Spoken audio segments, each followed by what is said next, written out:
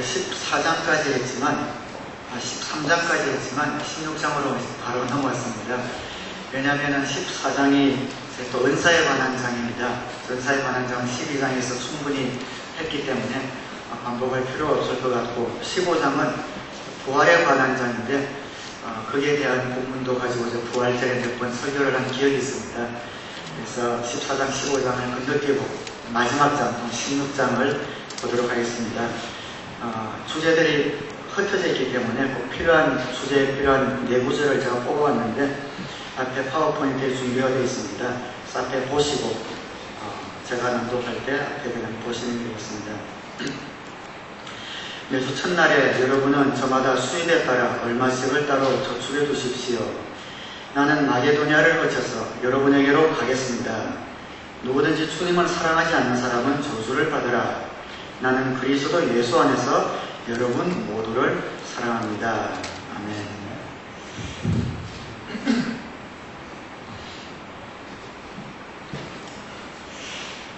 우리 교회에 나오시는 분들은 처음 나오시는 분들도 나는 이 교회 다니면 언젠가는 목자가 되겠구나, 목녀가 되겠구나, 그런 생각을 어렴풋하게 가지고 또 그러한 생각이 점점 선명해지는 것을 봅니다. 옛날에 확신의 삶을 했던 한 목장 식구가 예수 믿은 지 얼마 되지 않았지만 간증할 때 그런 간증을 하셨죠. 확신의 삶을 가르치는 자기들을 섬기는 목자 목녀님을 보면서 나도 언젠가는 저 자리에 서게 될 텐데 어떻게 준비해야 될까, 그런 간증을 하시는 것을 듣고 제가 굉장히 기쁘고 격려가 되고 감사했습니다. 우리 교회는 가르쳐서 배우는 것이 아니라 보고 배우는 것. 그래서 앞서 나가는 이름의 선배들을 보면서 내가 어떠한 모습으로 신앙생활을 해야 되고 또 주님을 섬겨야 될지 자연스럽게 몸에 습득되어지는 그런 것으로 되고 있구나, 그런 기쁨이 있었습니다. 아마 여러분, 우리 교회는 직업 목자, 장례 목자, 이 두 훌륭한 우리 교회에 있다, 이렇게 이야기해도 될 것 같습니다. 지금 생명의 삶을 하고 있는데 지난 생명의 삶을 한 기수들을, 단체 사진들을 한번 쭉 본 적이 있습니다. 많은 분들이 정말 그때는 하나님에 대해서 또 기독교에 대해서 정말 백지 상태, 거의 백지 상태였는데 지금 앉아있는 모습을 보면 목자 목녀의 의젓한 동역자가 되고 교회의 귀한 일꾼이 되고, 또 어떤 분들은 목자 호가 되어서 섬기는 것을 볼 때 신기하기도 하고 하나님께서 이끄시는 그냥 놀랍다, 그런 생각을 해보았습니다. 어쨌든 여러분은 현재 목사 목녀로 섬기고 계신 분도 계시겠지만 가정에서는 부모로서 영적인 지도자시고, 또 여러분이 섬기는 직장, 사업장에서도 지도자의 위치에 있는 분도 계실 겁니다. 그리고 또 앞으로 신앙이 자라가면서 또 여러분 모두는 지도자가 되셔야 하고 또 되실 것입니다.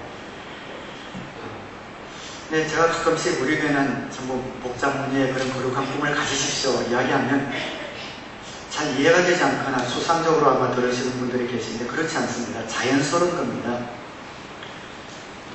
어린아이도 마찬가지잖아요. 아이가 태어나면 아무것도 하는 것이 없다가 점점 기고 일어서고 걷고 그러면서 철이 들고 사춘기를 지나고 독립하면서 점점 자라나는 것이 자연스러운 것처럼 우리의 영적 성장도 마찬가지입니다.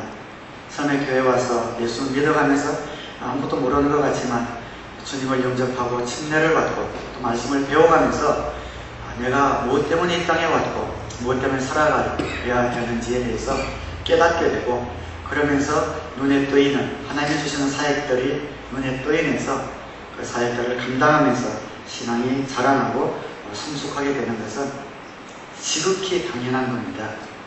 그래서 우리 생각에 지도자, 영적 지도자, 리더, 교회의 어떤 일꾼, 이거는 나와는 관계가 없다. 절대 그렇지 않습니다. 시간 문제일 뿐이지, 얘기하자면 여러분 모두는 그런 영적 리더로서의 사역과 삶을 다 감당해 나가실 그런 분들입니다. 그래서 오늘은 고린도전서 마지막 장을 상고하면서 영적 지도자 중에 걸출한 지도자라면 바울일 겁니다. 이 바울이 마지막 고린도전서 16장을 맺으면서 고린도 교회 교인들을 향한 그런 그의 마음들을 볼 때, 살펴보면서 바울이 어떤 지도자인지, 그리고 그 바울의 모습을 우리가 살펴보면서 우리도 언젠가는 다 영적인 지도자가 되어야 될 텐데 우리가 적용해보는 그런 귀한 시간을 한번 가져보려고 합니다. 우리가 지도자가 되는데 주저하는 그런 많은 이유 가운데 하나는 나는 아직 지도자로서 합당하지 못해 라는 그런 마음이 제일 큰 것 같습니다. 나는 이것도 부족하고 저것도 부족하기 때문에 나는 아직 지도자 좀 부족해 라는 그런 마음을 갖고 있을 겁니다. 그런데 오늘 영적 지도자인 이런 바울의 면모를 보면서 바울도 이랬네? 지도자에 대해서 내가 잘못된 어떤 그림을 그리고 있었구나 라는 것을 좀 알았으면 좋겠습니다. 여러분들이 지금 요약지를 받으셨지만 요약지에 나온 제목을 볼 때에 자연스럽게 이상한 것을 느끼지 못하셨을 겁니다. 이 제목이 좋은 영적 지도자고 그 밑에 제목이 누구에게나 존경받는다, 돈에 관해 말 안 한다, 무슨 일이 있어도 약속을 지킨다, 항상 부드럽다. 이것이 좋은 지도자라고 생각했기 때문에 나는 부족해 라고 아마 느꼈을지 모릅니다. 근데 여기에 반전이 있는 것 같아요. 밑에 나와 있는 요약지에 나와 있는 4가지는 좋은 지도자의 조건이 아니라 우리가 좋은 지도자에 관해서 갖고 있는 이런 오해들이라는 것이죠. 누구에게나 존경받지 못할 수 있고 또 약속을 혹시 깰 수도 있고 항상 부드럽지 못할 수도 있지만 바울처럼 훌륭한 영적 지도자가 될 수 있다라는 말씀을 제가 드리려고 합니다. 영적 지도자에 대해서 우리가 갖고 있는 첫 번째 오해는 한번 따라하겠습니다. 누구에게나 존경받는다. 당연히 그런 생각이 드시죠. 영적 지도자라면 누구에게나 존경받는 그런 그림이 있기 때문에 나는 아직 존경받을 만한 어떤 인격이나 자질을 갖추고 있지 못하기 때문에 지도자와는 나와 거리가 멀다 이렇게 한번 생각할지 모르겠습니다. 그리고 지도자의 어떤 사역을 하면서도 누가 나를 좀 비난하거나 나에 대해서 비판하거나 이런 소리가 한마디라도 들리면은 낙심이 돼서 내가 그렇지 하면서 지도자가 안 될 사람인데 내가 됐나 보다 하고 실망하는 이런 분들이 있는 게 아닌가 싶습니다. 바울을 보면 이러한 것이 얼마나 잘못된 오해인가라는 것을 알 수가 있습니다. 고린도 교회는 바울이 개척한 교회입니다. 개척한 자기의 땀과 눈물을 다 쏟아부었던 그런 교회가 고린도 교회이죠. 그런데 이 고린도 교회 교인들에게서조차 바울은 존경받지 못했던 부분들이 많습니다. 모두가 다 바울을 존경했던 것이 아니었습니다. 그 중에 많은 사람들은 바울을 비난하고 비판했습니다. 많은 파들이 고린도교에 갈렸죠. 그러면서 다른 사람들을 또 존경하는 그러한 성도들은 바울을 하면서 사도 자격이 없다, 영적이지 못하다 라는 그런 비난을 서슴지 않았습니다. 자기가 개척한 교회임에도 불구하고 그 모든 자기의 양떼들로부터 바울은 존경을 다 받지는 못했습니다. 고린도서에 보면 바울이 글을 잘 썼는데 말은 너무 못한다 라고 비판했던 것도 나옵니다. 고린도서 10장 10절에 바울의 편지는 무게가 있고 힘이 있지만 직접 대할 때는 그는 약하고 말 주변도 변변치 못하다 하고 말하는 사람들이 있습니다. 글은 잘 쓰는데 말하는 거 들어보면 아니오시다 이런 사람들이 많았던 것이죠. 우리가 영적 지도자가 되기 위해서는 모든 사람들에게 칭찬을 들어야 되고 모든 사람들에게 인정과 존경을 받아야 되고 누구도 나를 대적하거나 비난하는 사람들이 없어야 된다라는 생각에서 우선 여러분들이 벗어나셔야 합니다. 있습니다. 비난하는 사람이 있게 마련이고 비판하는 사람이 있게 마련입니다. 영적인 지도자가 모든 사람에게 존경을 받지 못하는 이유가 있다면 2가지라고 생각합니다. 첫 번째는 내가 비난받거나 비판받을 만한 거리가 있기 때문이죠. 별것 없습니다. 나한테 다른 사람이 볼 때에 비판하고 비난할 만한 그런 이유가 있기 때문에 비난받는 거죠. 인정하면 됩니다. 자신에게 존경받지 못할 요인이 있기 때문이죠. 영적 지도자가 되었다라는 것은 영적으로 완전하다라는 의미가 아닙니다. 부족하지만 아직 채워져야 될 부분들이 많지만 아직 깎아내지 못한 부분도 있지만 주님 사랑하고 또 주님의 사랑이 감사해서 쓰임받기를 소원하고 겸손함으로 순종했기 때문에 영적 지도자가 되는 겁니다. 그리고 그런 마음 때문에 하나님께서 더 귀하게 이쁘게 사용하시는 경우가 많습니다. 오히려 하나님이 크게 쓰시는 사람은 큰 결점들을 사실은 갖고 있습니다.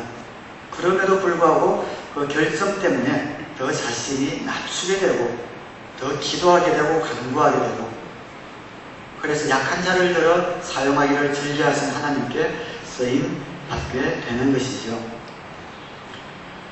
고린도서 12장 9절에 그러나 주님께서는 내게 이렇게 말씀하셨습니다.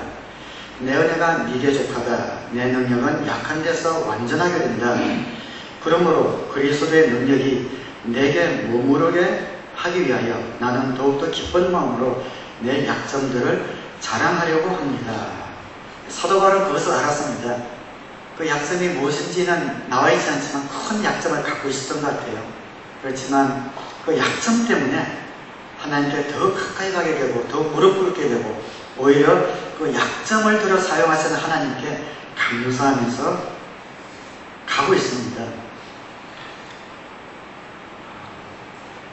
우리도 주님의 일을 하다 보면 또 지도자의 위치에 가다 보면 우리의 결점들, 약점들이 전에는 오히려 발견되지 않았지만 앞에서 일하다 보면 결점들이 나타날지 모릅니다.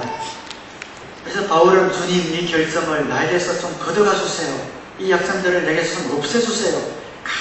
간절하게 기도했습니다. 하나님의 응답은 바울아 아니다.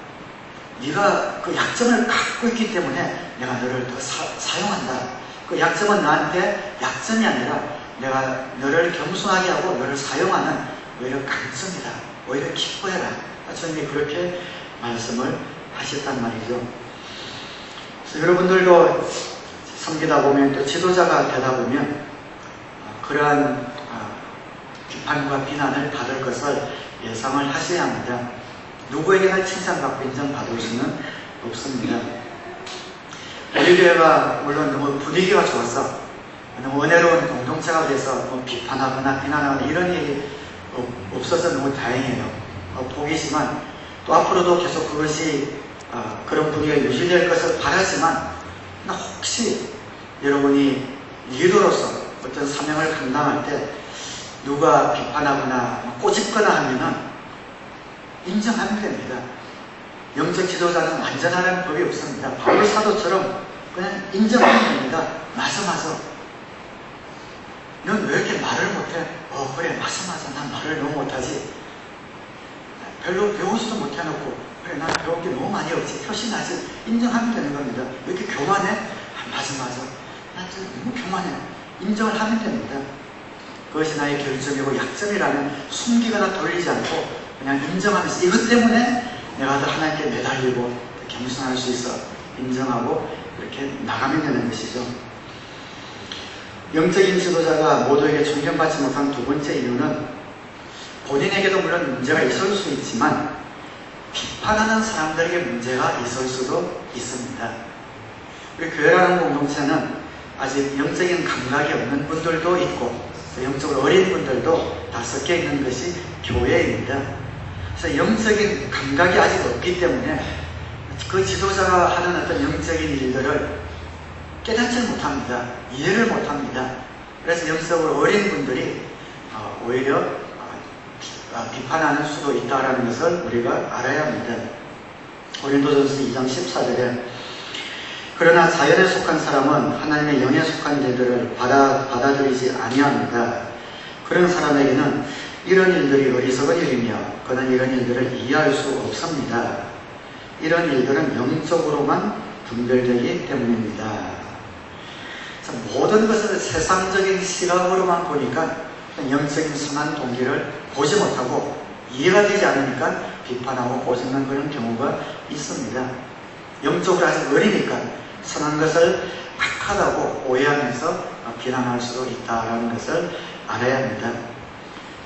그래서 모두가 다 영적 지도자가 되어야 할 텐데 영적 지도자는 누구에게나 존경받는 그런 완전한 사람이 아니라 비록 결점과 약점이 있지만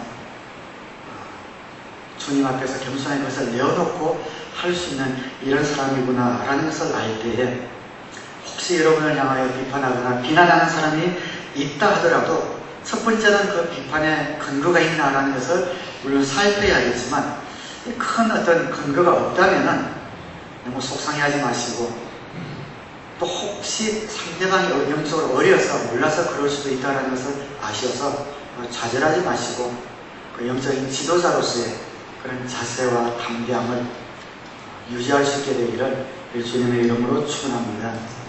뿐만 아니라 적극적으로는 더 나아가서 그런 비난을 받을 때에 기뻐할 수 있는 자리까지 갈 수 있어야 합니다. 우리 자주 인용하는 말씀인데요. 예수님이 말씀하셨죠.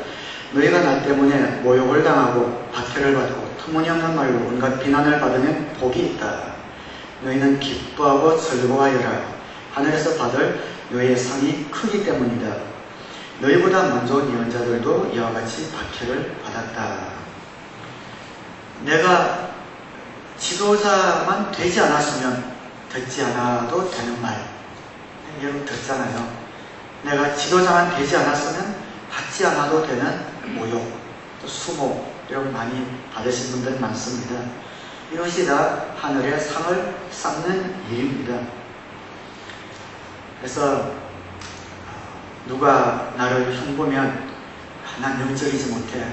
난 이 자리에 설 사람이 아닌데 괜히 서서 그렇게 하지 마시고 물론 자신을 살펴서 고쳐야 될 것은 고쳐야겠지만 그 일 때문에 받는 말과 그런 모욕들을 감당하시고 또 그런 주를 위해 받는 고난들을 기뻐하셔서 영적인 지도자로서 속사람이 또 깊어질 수 있게 되기를 주님의 이름으로 축원합니다.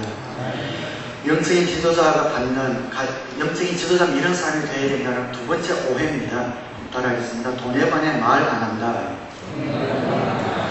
쉽게 이야기하면 영적인 지도자, 신령한 지도자라면 물질에 대해서는 관심이 없어야 된다 라는 그런 오해를 할 수가 있습니다. 보통 한국에 보면 교회를 좀 신기는 교회를 떠나서 이쪽 저쪽 교회를 옮겨 다니는 분들 보면은 많은 분들이 목사님이 설교할 때 헌금 회개를 너무 많이 해서 싫어서 옮겨 다닌다 이런 분들이 많이 있습니다. 물론 필요 이상으로 이렇게 하는 분들이 없지 않는 건 아니지만 그럼에도 불구하고 그런 사람들의 생각에는 영적인 지도자, 훌륭한 목회자는 물질과 돈에 대해서 완전히 이렇게 딴 사람처럼 신령한 사람처럼 그렇게 하고 말도 안 하고 이래야만 영적인 지도자라고 생각하는데 그렇지 않다는 것이죠. 바울은 영적인 지도자입니다. 이견이 없죠. 그런데 바울은 개척교회를 하고 또 선교 여행을 하면서 그 선교 여행의 큰 목적 가운데 하나가 헌금을 거두는 일이었습니다. 예루살렘 교회를 향하여도 헌금을 거둘 것을 강력하게 권고하고 또 예루살렘 교회하고 흉년이 들었을 때 그가 세운 교회들마다 가면서 헌금을 미리 준비해서 내가 갈 때 전달할 수 있도록 하라고 아주 구체적으로 이야기했던 사람이 바로 바울이었습니다. 오늘 본문의 1절 안에서 1절 2절에 보면 성도들을 도우려고 모으는 헌금에 대하여 말합니다. 내가 갈라디아 여러 교회에 지시한 것과 같이 여러분도 그대로 하십시오. 매주 첫날에 여러분은 저마다 수입에 따라 얼마씩을 따로 저축해 두십시오.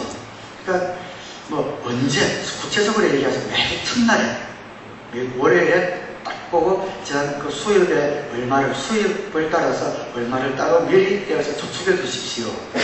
그래서 내가 갈 때에 그제야 헌금하는 일이 없어야 할 것입니다.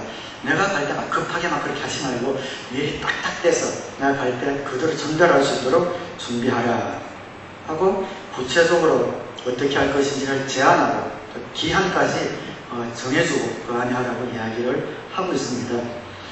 바울의 이런 명령에 쫓아서 고린도 교인들이 헌금을 시작했지만 그 시간까지 약정의 표를 맞추지 못한 것 같아요. 그러니까 고린도 교인들에게 바울이 보낸 두 번째 편지에서는 재촉까지 하고 있습니다. 고린도서 8장 10절에 보면 이 일에 한 가지 의견을 말씀드리겠습니다. 이 일은 여러분에게 유익합니다. 여러분은 지난해부터 이미 이 일을 실행하기 시작했을 뿐 아니라 지난해 헌금을 모으기 시작했는데 그렇게 하기를 원하기도 했습니다. 그러므로 이제는 그 일을 완성하십시오. 여러분이 자원에서 시작할 때에 보여준 그 열성에 어울리게 여러분이 가지고 있는 것으로 그 일을 마무리 지어야 합니다. 자, 바울은 고린도 교인들, 특별히 그가 세웠던 교회 성도님들에게 헌금에 관해서 가르치기를 주저하지 않았습니다. 그것이 영적인 지도자의 당연한 책임으로 여겼던 것이죠. 물론 저는 주일 예배 때 헌금에 대해서 설교해 본 적이 거의 없는 것 같아요. 제가 없다고 생각하지만 여러분은 많다고 생각할지 모르겠지만 없는 것 같아요. 제가 헌금에 대해서 설교를 잘 안 하는 이유는 이것이 영적인 지도자, 헌금에 대해서, 물질에 대해서 이렇게 무관한 것처럼 보여야 영적인 지도자처럼 보여서 그런 것이 아니라 우리 교회는 처음 신앙생활을 시작하는 분들이 많기 때문에 행여나 그분들이 예배 처음 나오셨다가 잘못 생각하거나 시험받을까봐 그렇게 주일 예배 때는 안 하긴 하지만 생명의 삶에 들어오면은 아주 강력하게 하죠. 그래서 안 하는 겁니다. 그런데 영적인 지도자는 돈에 관해서 가르쳐야 합니다. 왜 그런가? 우리 신앙 성장을 막고 믿음을 막는 가장 큰 요인이 뭐냐면은 결국 돈입니다. 재물입니다. 말로는 표현으로는 뭐 직장이다, 뭐 사업이다 하지만 결국 따지고 들어가면 결국 돈입니다. 내 신앙을 주저하게 만드는 것, 내 신앙을 가로막는 것, 내 신앙의 기쁨을 뺏는 것, 내 신앙이 자라나지 못하는 것, 그 뿌리를 찾아가면 결국은 돈입니다. 그 돈 문제가 해결되지 않는 한 우리 신앙은 결코 자랄 수 없습니다. 결코 기쁨을 맛볼 수 없습니다. 결국 돈이에요. 예수님이 이런 참 중요한 말씀을 하셨죠. 마태복음 6장 24절에 아무도 두 주인을 섬기지 못한다. 한쪽을 미워하고 다른 쪽을 사랑하거나 한쪽을 중히 여기고 다른 쪽을 업신여길 것이다. 너희는 하나님과 재물을 아울러 섬길 수 없다.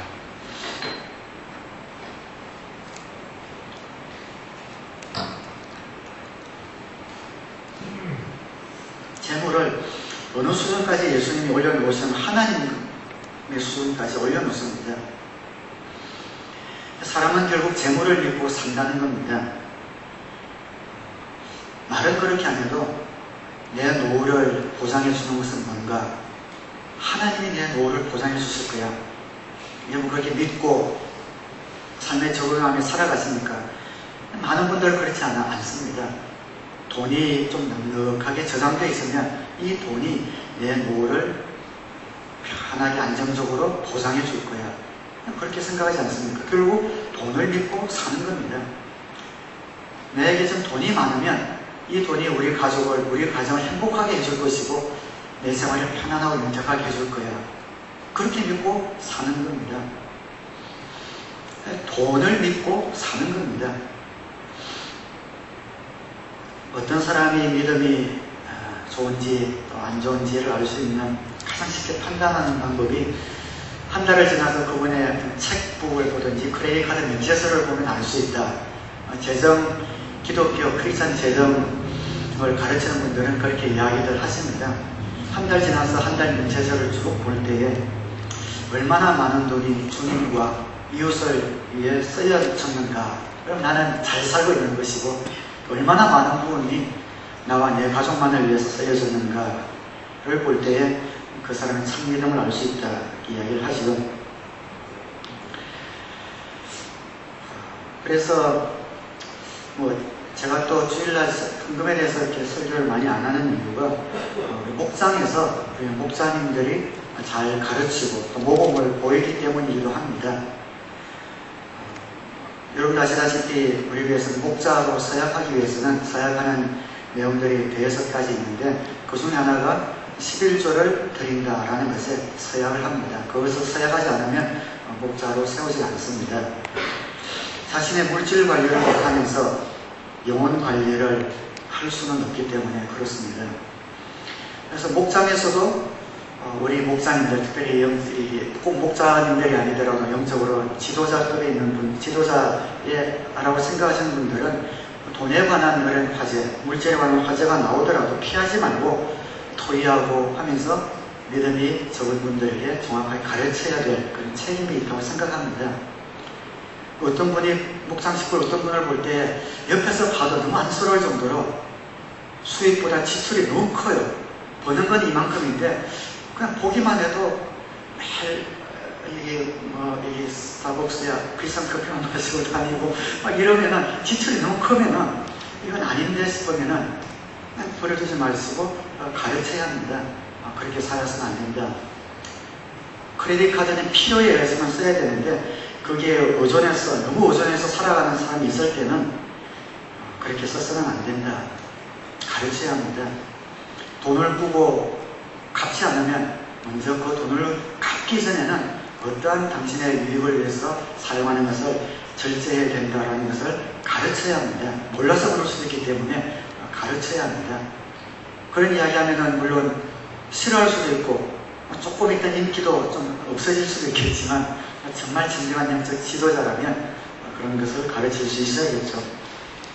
돈을 빨리 벌기 위해서 가짜 물건을 판다거나 세금을 적당하게 포탈한다거나 하는 것을 본다면, 알게 된다면 아니다. 그렇게 해서는 안 된다. 당장에 불리한 건 있겠지만 그렇게 하면 하나님이 어떻게 도와줄 수 있느냐. 결국 이 사업은, 이 직장은 하나님이 도와주셔야 성공하는데 그렇게 당장의 이익 때문에 세금을 포탈하고 가짜 물건을 팔아서 내 푼 들어온다 하더라도 그런 마음까지 어떻게 하나님께 기도할 수 있고 하나님께 의존할 수 있겠느냐. 길게 보고 하나님을 믿고 정직하게 해야 된다는 것을 가르쳐야 합니다.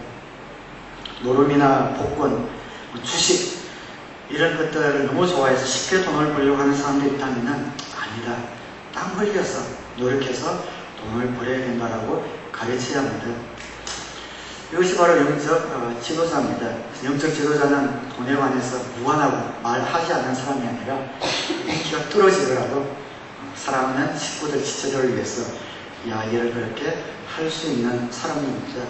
물론 저도 많이 부족하지만 특별히 우리 부모님들은 가정에서 자녀들에게 돈 잘 쓰는 법을 가르치는 게 굉장히 중요할 것 같아요.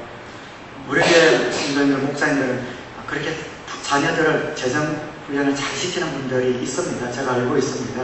어려서부터 수입의 11조를 딱 하는 것을 훈련시키고 또 한 달이나 주마다 용돈을 정해져서 딱 주어서 자기가 직접 용돈을 쓰면서 물질을 사용하는 걸 배우게 하고 잘하는 분들이 있으세요. 그런 분들 여러분 아시면은 배우시기 바랍니다. 저도 배웁니다.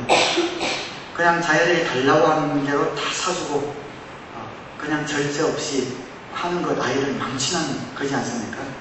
그렇게 하지 않고 어려서부터 하나님께 바치는 것, 그리고 절제 있게 딱딱 자기가 계산해서 사용하는 것, 그리고 그런 것들을 어려서부터 가르치는 것이 우리 부모님들의 책임이듯이 우리 교회 공동체 안에서도 영적으로 어린 분들, 또 지체들이 정말 물질, 하나님과 예수님께서도 하나님과 동등하게 올려놓을 만큼 영향력 있는 그 물질을 잘 사용해서, 청지기로 사용해서 풍성한 신앙생활을 누릴 수 있도록 인도하고 가이드할 수 있는 지혜로운 지도자들이 다 되시기를 우리 주님의 이름으로 축원합니다. 영적 지도자에 관해서 가질 수 있는 세 번째 오해는 따라하겠습니다. 무슨 일이 있어도 약속을 지킨다. 당연한 건데 왜 그럼 약속을 안 지켜도 된다는 말인가? 그건 아닙니다. 약속해놓고 호떡 뒤집듯이 뒤집는 사람은 지도자의 자질이 아예 없는 사람이죠. 그러나 영적인 지도자가 반드시 약속을 지켜야 된다라는 그런 생각을 내가 딱 갖고 있으면은 그 약속을 내가 처음 했을 때에 사실은 잘못된 약속이었고 뒤에 지나고 나니 오히려 그 약속보다 더 유익한 것이 상대방에게 그 공동 유익한 것이 있는데도 내가 한번 말을 뱉었기 때문에 자존심 때문에 그것을 끝까지 밀고 나가서는 안 된다라는 그런 의미입니다. 자신이 그렇게 이야기했지만 자기의 판단이 잘못되었다고 생각이 되어지면 솔직하게 인정하고 사과하고 파기할 수 있는 이런 용기가 있어야 된다는 거죠. 많은 지도자들이 이런 모습을 사실 갖추고 있지 못합니다. 잘못됐다는 것을 알지만 내가 이미 뱉은 말이기 때문에 그냥 그대로 밀고 나가서 어떻게 보면 잘못되었을 때는 그 공동체를 정말 한 손해를 끼치는 데까지 가는 것을 보기도 합니다. 바울은 오늘 본문에서 자신이 약속했지만 더 좋은 고린도 교회 성도들의 유익을 위해서 자존심을 버리고 약속을 파기했던 사건이 본문에 보면 나옵니다. 사실 바울은 아까 본문에도 읽었지만 내가 마케도니아를 지나서 가겠다, 고린도 교회를 방문하겠다는 약속을 이미 했습니다. 그런데 나중에 보면 그 약속을 지키지 못합니다. 첫 번째 방문에도 두 번째 방문하겠다고 해놓고 가까이 가다가 고린도 교회에 어떤 큰 위기가 있었던 것 같아요. 지금 가면은 나에게도 그러고 고린도 교인들에게 큰 상처가 될 것이 뻔하기 때문에 간다고 약속은 했지만 가지 않고 방문 약속을 변경해서 바로 예루살렘으로 떠나버린 것을 보게 됩니다. 그것 때문에 바울이 욕을 엄청 먹었습니다. 고린도 교인들이 바울 표리부동하다, 말하고 행동은 틀리다, 우리 마음에 들라고 말을 저렇게 해놓고 저기 싹 가는 거 봐라, 저기 무슨 영적 지도자냐, 그런 비판들을 엄청나게 감수를 했지만 그 약속을 파기할 수밖에 없었습니다. 고린도서 1장 17절에 내가 이런 계획을 세운 것이 변덕스러운 일이었겠습니까? 여러분에게 가려고 했던 그 계획을 그 계획이 변덕스럽게 내가 결정한 거겠습니까? 아니라는 거죠. 또는 내가 육신의 생각으로 계획을 세우기를 아니요 하려는 속셈이면서도 예의하고 계획을 세우는 것이겠습니까? 아니라는 겁니다. 1장 21절, 2장 1절에 여러분에게 또다시 아픔을 주지 않아야 했기에 나는 여러분에게로 가지 않기로 결심하였습니다. 정확한 그 내용은 나오지 않지만 지금 가면은 큰 아픔이 되기 때문에 내가 여러분의 그런 욕을 할 것, 그걸 감수하고서라도 이번 방문은 내가 지나칩니다 라고 이야기를 하고 있습니다. 사실 우리는 유한한 인간입니다. 그래서 특별히 리더로서 일을 하다 보면 어떤 결정을 내려야 될 시기가 많이 오죠. 목장에서도 우리 목사님들 목장을 하면서 그 목장의 어떤 규칙이라든지 우리 목장은 이렇게 한다라고 어떤 판단이나 어떤 약속을 하는 경우도 있을 겁니다. 그런데 시간이 지나서 보니 그 결정이 잘못됐어요. 그 약속이 오히려 목장을 더 앞으로 풍성해야 하는데 걸림돌이 됩니다. 그러면은 그때는 이렇게 했지만 잘못 생각했습니다. 그걸 파기하고 솔직하게 인정할 수 있는 사람이 영적인 지도자라는 것이죠. 제가 집회 갔던 교회 중에 두 교회에서 그런 일이 있었는데 저는 설교하면서 거의 마지막 시간이었던 것 같아요. 교회가 해야 될 가장 중요한 일은 영혼 구원하여 제자 만드는 사명입니다. 교회에서 찬양 드리는 것, 구제하는 것, 또 사랑하는 것, 봉사하는 많은 중요한 것들이 있지만 가장 중요한 것은 한 가지밖에 없는데 온 교회가 에너지를 쏟아야 될 것은 잃어버린 영혼을 찾는 겁니다. 사실 그것이 제 집회 갈 때마다 모든 집회의 주제입니다. 그래서 그렇게 설교를 하고 이제 자리에 마치고 자리에 앉았는데 목사님이 앞에 나오셔서 그런 고백을 하시는 겁니다.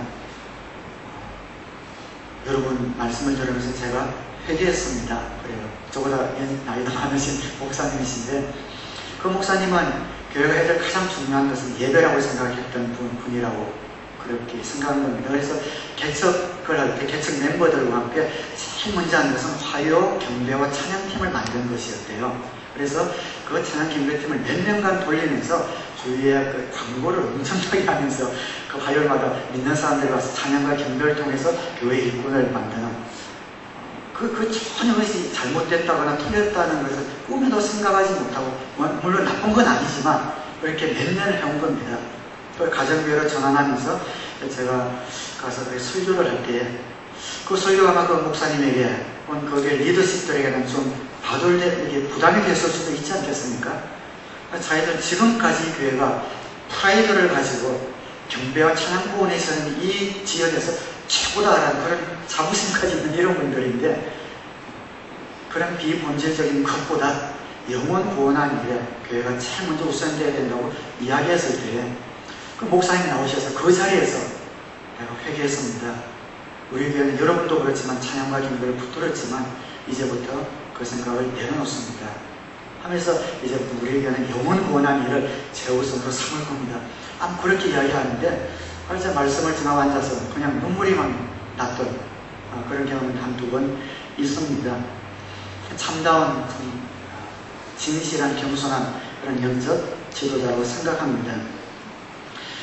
여러분들이 영적인 지도자가 되어서 어떤 그룹을 또 지체들 섬기면서 어떤 약속을 파기해야 되는 경우, 물론 마음대로 약속을 막 뒤집으면 안 됩니다만 정말 이것이 잘못되었다고 생각될 경우에 비록 내 인기와 내 위신이 떨어진다 하더라도 그 공동체를 위해서는 솔직하게 시인하고 올바른 약속을 할 수 있는 그런 참된 지도자가 될 수 있게 되기를 주님의 이름으로 축원합니다. 비록 내 신뢰가 떨어지고 어떨 때는 그 약속이 너무 큰 것일 경우에는 아마 그 약속을 파기할 때에 다시 그 신뢰를 회복하지 못할 정도로 내가 잘려 나갈 수도 있지만, 그럼에도 불구하고 그것이 잘못되었다고 생각되어질 때는 내려놓을 수 있는 이런 마음이 있어야 된다는 것이죠. 마지막 영적 지도자에 관해서 우리가 갖고 있는, 그래서 영적 지도자의 자리에 우리가 쉽게 가기를 꺼려하는 이유 가운데 하나가 한번 따라하겠습니다. 항상 부드럽다. 항상 부드럽다. 영적인 지도자는 항상 부드러워야 된다. 항상 온유하고 좀 부드럽고 이런 모습을 갖고 있어야 되는데 나는 그렇지 못해서 아직 아니다. 이런 분들이 있을 수 있습니다. 맞습니다. 부드러워야 하고 또 온유해야 합니다. 그러나 영적인 지도자가 되려면 때로는 질책하고 또 매운 말로 이렇게 고칠 수도 있는 이러한 면도 있어야 됩니다. 무조건 부드럽고 온유해서는 안 된다는 것이죠. 사도 바울은 22절에서 주님을 사랑하지 않는 사람은 저주를 받으라. 아까 본문에 그런 말씀이셨잖아요. 그러니까 저주를 받으라 이런 말은 그리스도인들에서 입에 담기 힘든 그런 강한 말이잖아요. 근데 바울은 주님을 사랑하지 않는 사람은 저주를 받으라 강하게 말하고 있습니다. 갈라디아서 1장 9절에도 보면 우리가 전에도 말하였지만 이제 다시 말합니다. 여러분이 이미 받은 것과 다른 복음을 여러분에게 전하는 사람이 있다면 그가 누구이든지 저주를 받아야 마땅합니다. 언제 영적 지도자는 이렇게 강하게 질책할 수 있어야 되는가? 복음의 핵심이 흐려질 때, 그때는 강하게 질책할 수 있어야 됩니다. 이건 잘 받아들이기 바랍니다. 강하게 해야 된다고 이야기하니까 자기 기분에 따라서 자기 감정이 상해서 막 강하게 하라는 거 아닙니다. 그러면 안 됩니다. 내 기분과 감정이 상해서 그러는 것이 아니라 정말 중요한, 우리 공동체의 중요한 원칙이 훼손된다고 한다면, 그 복음이 변질된다고 한다면 정말 목숨을 내어놓고라도 막아서서 강하게 질책할 수 있어야 됩니다. 사람들 야단치는 거 쉽지 않지요. 싫지요. 인기 떨어지고 누구든지 그렇게 그 앞에 나서서 그렇게 하는 것 쉽지 않습니다. 그렇지만 신앙의 본질이 훼손된다면, 공동체에 큰 어떤 위기가 온다면 강력하게 그렇게 할 수 있어야 합니다. 우리 교회는 또 지도자에 계신 집사님 또 목사님들은 그런 일을 잘해주고 계세요. 어떤 때는 담임 목사가 하지 못하는 그런 말까지도 중간에 막아서서 어떤 공동체를 위해서 강하게 질책하고 바르게 잡는 이런 분들이 계세요. 참다운 영적 지도자의 모습이라고 생각합니다. 한 가지 조건이 있습니다. 그렇게 하기 위해서는 사랑이 있어야 합니다. 사랑을 가지고 하는 겁니다. 16장 24절에 나는 그리스도 예수 안에서 여러분 모두를 사랑합니다. 아멘. 이렇게 16장을 마치고 있죠. 무관심하면 버려두잖아요. 그대로 이러든 저러든 내가 이 말에서 오히려 내 인기만 떨어지고 나한테 비난만 할 걸 많이 예상이 되는데 그냥 그렇게 하라고 해요. 무관심하면 버려두면 됩니다. 그러나 사랑하기 때문에 질책하는 거죠. 바로 잡아주는 겁니다. 그래서 바로 잡기 위해서는 용기가 있어야 되고 그리고 사랑이 있어야 합니다. 여러분 옛날에 학창시절 때 중고등학교 때 선생님들 돌아보면 사실 사랑으로 질책하고 어떤 때는 사랑의 매를 때리신 이런 분들이 기억에 남지요. 그냥 뭐 수업 시간에 장난치든 뭘 하든 마음대로 해라고 내버려뒀던 선생님들은 전혀 기억에 남지는 않습니다. 특별히 영적인 지도자는 종이기 때문에 더 그렇습니다. 종은 어떤 사람입니까? 종은 상대방의 필요가 우선하는 사람이 종이잖아요. 그래서 그 사람의 필요가 우선하는 사람이 주님의 종이라면 종된 우리의 목표는 내가 섬기고 있는 저 사람이 성공하는 것이라면 저 사람이 성공하는 데 있어서 지금 잘못 가고 있고 방향이 잘못되었다면 그 가운데 나가서서 판단하고 질책하고 수정해 줄 수 있는 사람이 참된 종이라는 것이죠. 영적인 지도자는 다스리는 사람이 아니라 섬기는 사람이고 섬기는 사람은 상대방의 필요가 우선한 사람이고 그래서 질책할 수도 거절할 수도 있어야 되는 겁니다. 목장에서도 목장의 어떤 원칙을 깨고 계속해서 다른 사람에게 피해를 입히고 손해를 입히고 하는 그런 사람들이 계속해서 있다면 그냥 오냐오냐만 할 것이 아니라 어떤 때는 정확하게 판단하고 질책하고 바로 잡을 수 있는 이러한 용기와 지혜와 사랑이 저와 여러분들에게 있게 되기를 주님의 이름으로 축원합니다. 저는 우리 교회에 아름답고 선한 지도자가 많이 나왔으면 좋겠습니다. 정말 주님을 사랑하고 영혼을 사랑하고 나 하나 때문에 많은 사람들이 유익을 얻는 그런 지도자들이 각 목장마다 또 우리에게 곳곳마다 여기 세우셨으면 좋겠습니다. 영적으로 더 이상 어린데 머물러 있지 않고 하늘나라의 가치관을 힘입어서 아닌 것은 아니다라고 바르게 판단하고 끈을 끊고 절제하면서 모든 사람에게 칭찬받을 수는 없지만 그러나 경건의 훈련을 게을리하지 아니하고 겸손함으로 나의 약점을 자랑하고 옆에 있는 지체들의 유익을 우선으로 삼는 종된 그런 지도자들이 많이 나왔으면 좋겠습니다. 특별히 오늘 우리 전도사님 안 계셔서 우리 유스부도 같이 예배를 드리는데 우리 유스부부터 우리 청년들 성장하면서 좋은 지도자로서 그렇게 훈련받고 또 자라났으면 좋겠습니다. 그래서 여러분들이 속한 학교, 직장 어디서든 꼭 필요한 사람이 되고 하나님의 나라 공동체에서도 없어서는 안 될 그런 사람들이 되었으면 좋겠습니다. 우리 바울을 보면서 우리가 가지고 있었던 그런 영적인 지도자에 대한 오해가 혹시 하나라도 여러분이 있었던 것이 걸리는 것이 있다면 오해가 씻어져서 여기 앉은 모든 분들은 영적인 지도자의 자리에 설 것을 결심하시고 기대하시고 바라보시기를 바랍니다. 한국에 많은 유명한 또 위대한 지도자들, 인물들이 많이 있습니다.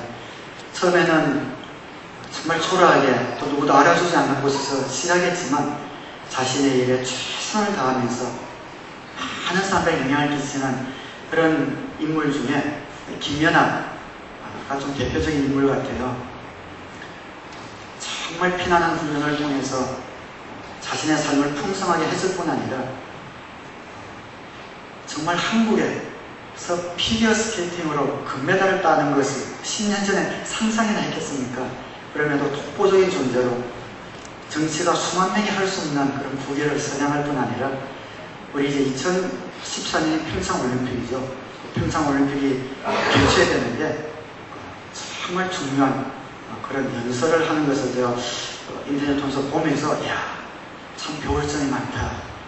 우리 모든 지도자들이 저런 마음을 갖고 있으면 좋겠다. 이런 생각이 들어서 제가 그걸 갖고 왔거든요. 한번 켜주시고 밑에 동영상이 있는데 말씀을 맺으면서 우리 김연아 양이 평창올림픽에서 모든 IOC 위원들에게 평창올림픽을 개최하는 것에 꼭 지지하는 연설한 것이 있습니다.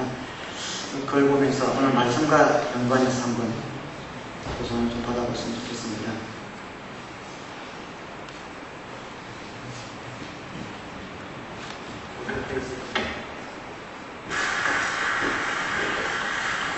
Thank you, Ambassador Kim. President Rock, members of the IOC, good afternoon. It's hard to believe it's only been 7 weeks since we met in Lausanne. Since that time, I've been training harder for today than for most of my competitions. And just like in Lausanne, I'm still a little bit nervous. After all, to be part of this process is very humbling for someone my age. It is humbling because you are making history today, and I get to be a small part of it. I remember feeling the same way when I competed in Vancouver. 10 years ago, when Pyeongchang began its dream to host the Winter Games, I was a young girl, beginning my own Olympic dream in an ice rink in Seoul. At that time, I was fortunate to choose a winter sport that had good training facilities and coaches in Korea. But as you know, many Korean winter athletes travel halfway around the world just to train for their Olympic dreams. But now, my dream is to share the opportunities I had with other athletes in new regions. And Pyeongchang 2018 can help achieve that. Our government created the Drive to Dream project to fund winter sport facilities and training for athletes. Thanks to this program, Korea earned a total of 14 medals in Vancouver, including mine. And we placed 7 in overall medals won out of 82 countries. To do even better in the future, we need the new venues that Pyeongchang 2018 will bring. But New Horizons will leave a legacy that is perhaps even more important than venues. I'm talking about human legacy. I'm an example of a living legacy of our government's efforts to improve the standard of Korean winter sport. And I know now, perhaps, more than I ever imagined, what our victory will mean. It will mean the possibility for success and achievement. That's what young people everywhere in the world need and deserve. And lastly, I would like to add a personal note to you today. It is rare for an Olympian to actually get to say thank you to all IOC members at one time. So, please allow me to say thank you, dear IOC members, for providing someone like me the opportunity to achieve my dreams and to inspire others. Thank you.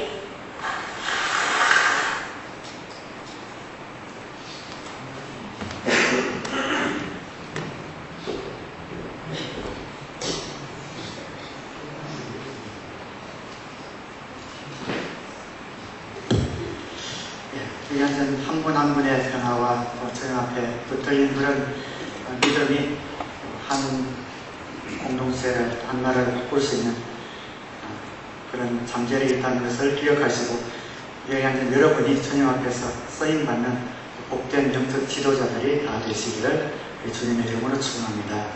기도하겠습니다.